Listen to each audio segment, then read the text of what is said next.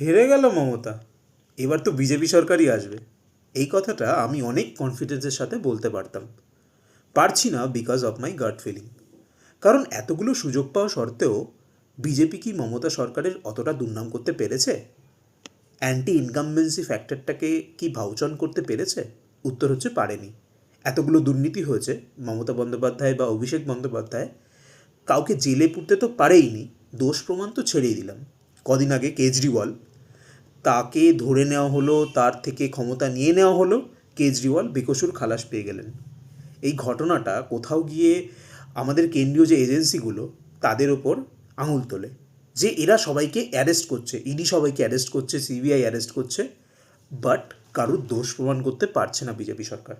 সেখানে বেঙ্গল, যেখানে এত ওয়েলফেয়ার স্কিম মমতা বন্দ্যোপাধ্যায় চালান, ওয়েলফেয়ার স্কিম বলতে আমি দান খয়রাতির কথাই বলছি, বেশিরভাগ যে কন্যাশ্রী হোক, আপনার লক্ষ্মীর ভাণ্ডার হোক, সেখানে মানুষের একটা সফট কর্নার তো থাকবেই টিএমসি সরকারের পক্ষে।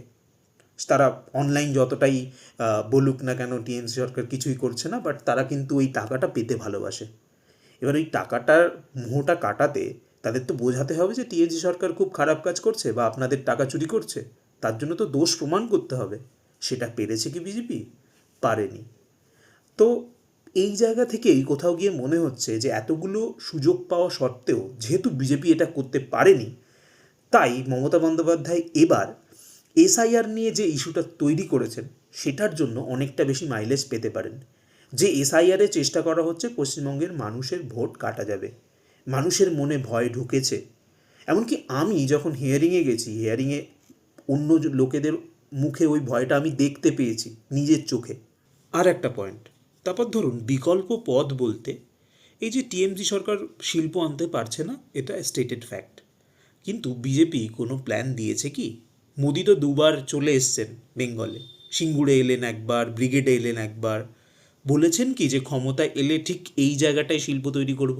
কোনো প্ল্যান দিয়েছেন? ওপর ওপর দিয়ে বলে গেছেন যে বাংলায় শিল্প আনবো। এবার বাংলার মানুষ এই ওপরের কথায় চিড়ে ভিজবে কি? বাংলার মানুষের ভিজবে না। তার থেকে বড় কথা, বিজেপির যে লিডার, এই যে সৌমিকের কথা বলি, সৌমিক যদি বিজেপির এরকম একটা পদ না পেতেন, তাহলে সৌমিককে নিয়ে এতটা মাতামাতি হতো কি? ক্যারিজম্যাটিক লিডারের অভাব আছে বিজেপিতে। আমি চিরকালই বলি, আবারও বলবো, যে ক্যারিজম্যাটিক লিডার বিজেপিতে বেশ কম।